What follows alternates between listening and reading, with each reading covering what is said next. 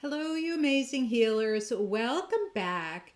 Today I'm going to talk to you about the energy of the words that you use and how important those can be when you are speaking to potential clients, when you're healing them, or when you're inviting them into your practice.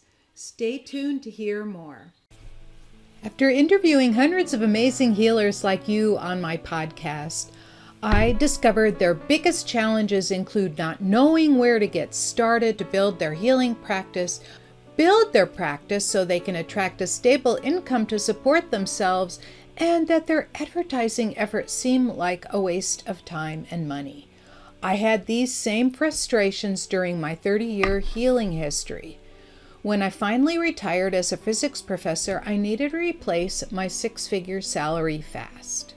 As a highly sensitive introvert, I couldn't use typical sales techniques. Instead, I developed a 3-step system that replaced my income within 5 months. I've helped others develop their successful healing businesses with this system, and I can help you too. I'm Dr. Anastasia Chopelas. Listen in to discover more. Welcome back.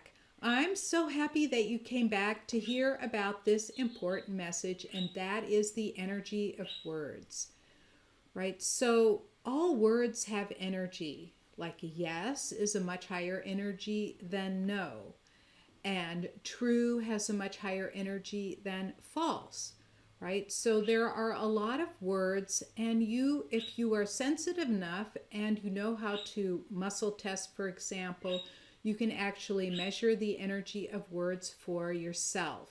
So let me give you some guidelines to help you choose the right words to speak to your clients, right? So in the energy of words, it all is how it induces or it evokes an emotion in the person that's listening, right? So an upbeat word that helps them raise their internal frequency is a high energy word, a high frequency word. And those are the ones that will help draw people to you. And then the words that make them depressed, like words like depression, death, black, sorrow, all of those words will pull their energy down and make them feel worse. And it actually makes you feel worse too, because when I was saying those words for myself, I could tell that this was a problem for me. Okay, I'm looking to the side because I'm trying to see whether my glasses are reflecting too much. I had to raise my seat because I was told that my background looked fake. Yes, this is my real room. I moved from where I was before. I have a new place to live. This is the house I grew up in. And this is our old den, right? This is where we used to sit and watch TV back here. And I turned that into the living room and converted this into my office, right? So let's get back to the concept at hand, and that is that there are basically 4 basic emotions. There's mad, sad, glad, and fear, right? And only one of those is high frequency, that is the glad or the happy emotions. So the happy emotions would be things like love, enjoyment, gratitude, joy, thankfulness, all of these, health, healing, these are high frequency words. Happiness. And then the lower frequency words would be, the worst are guilt, shame. Those are way down in the bottom of the barrel. And then there is fear, anxiety, things like that. And then there's jealousy, rage, anger, and all of those. These are all places that we don't want to be, right? And these are the low energy words. If you know anything about the Hawkins scale, these are the ones that are below the arbitrary range of 200 out of 1,000, right? And that's where a lot of people live. So when you are speaking to people, to remember to use the high energy words, right? Because anything that's no, negative, dark, all of those words will repel people. They'll hear them and they'll feel worse. And then the high energy words. So this is also important for if you're putting out a quote, if you're writing a book, if you're writing a blog post, if you are speaking like now I'm speaking to you, if you are speaking, whether it is in a podcast or whether it is in a YouTube video, somehow your speaking needs to be at a higher level in order to help attract people to you, right? They'll draw you like a magnet. And because I'm always cheerful, right? Even if things aren't going my way, I'm still cheerful because, hey, I'm above ground. and I'm really grateful to be living where I'm living right now. I'm in Southern California and I'm a mile from the coast and I love being here and I'm really lucky to be here, right? Because my parents settled here back in 1960. So anyhow, these high energy words, they can affect you. And we know this from Masaru Emoto's water experiments. He did a series of experiments where he watched how water crystallized depending on the words, right? And because you are 70% water, any word will also affect you regardless of whether you hear them or not. It just will affect you because of the vibration the word puts out towards you. And so these high energy words are going to be very important, right? And so one of the things like using those negative words, how it will impact you, like instead of saying, don't do that anymore, or I'm not going to do that anymore, right? Like one thing, if you're in the process of losing weight, I'm never going to ever weigh that ever again, right? And what your subconscious will hear is, I will always weigh that again, because it doesn't hear the negative word. It doesn't want to, right? And so using negative words actually has the opposite effect on us. So the thing is that what we've got to do is, sorry, Phineas. I'm sorry, my grandson came in and interrupted. He's looking at me now. Anyhow, so yes, it is a big household. We have a big house. There are 5 of us in here. And right now he should be in school, but he's not.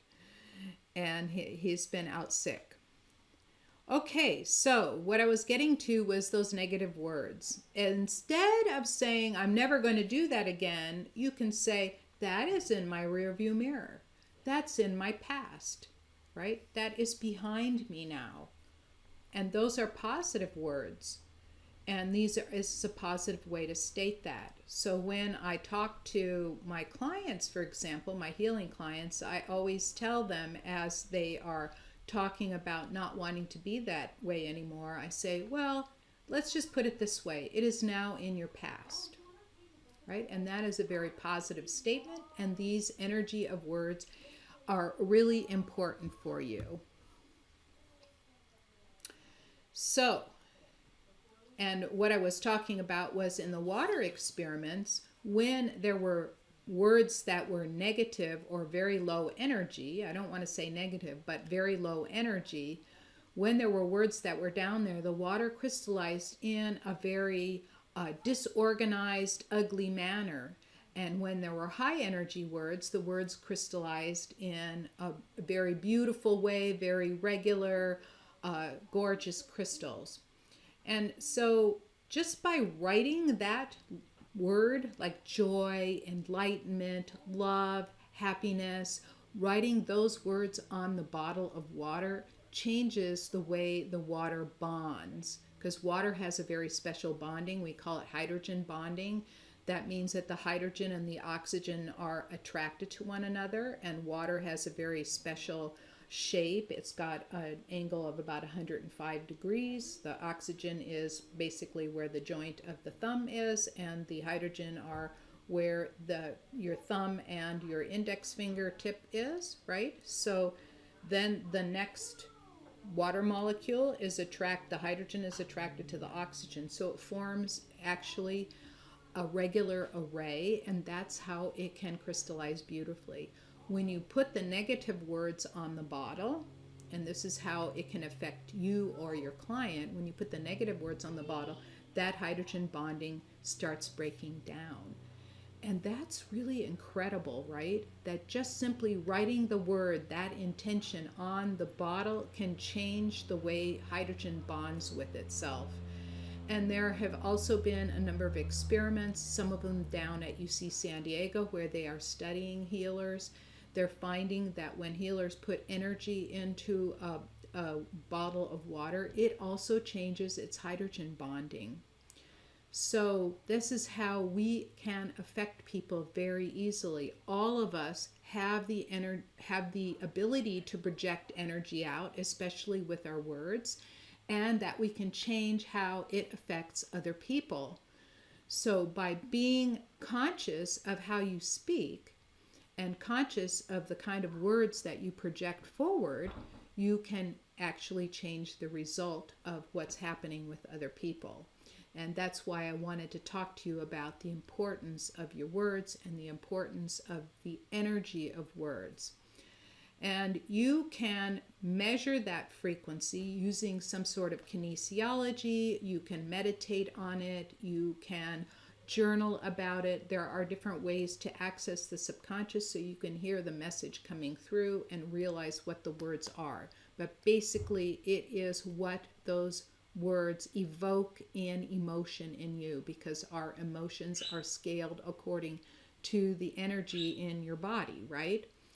So I hope that was helpful to you. And one thing to do is just simply be conscious of how many times you use the words that are negative, right? The negative words are things like no, not, won't, don't, things like that. False. All of these words, when I say them, it makes me feel kind of like tired, right? And when you do a muscle test on most people, if you say the word no and they're holding their arm out, you can easily press it down. And if you say yes, they can easily hold it, right? So that's what kinesiology is all about. And so that's all for today. Next time I'll talk about more specifics on what happens when you place a negative in front of a word and how that frequency measures. Okay, I will see you in the next video. Thank you so much for spending your time with me. If you found this message helpful, please subscribe to this channel, give me a thumbs up or a 5-star rating, and share it with your friends. To discover more about the 3-step system for attracting a generous income as a healer or intuitive coach, sign up for free at www.highpaidhealers.com. I look forward to seeing you there and in the next video.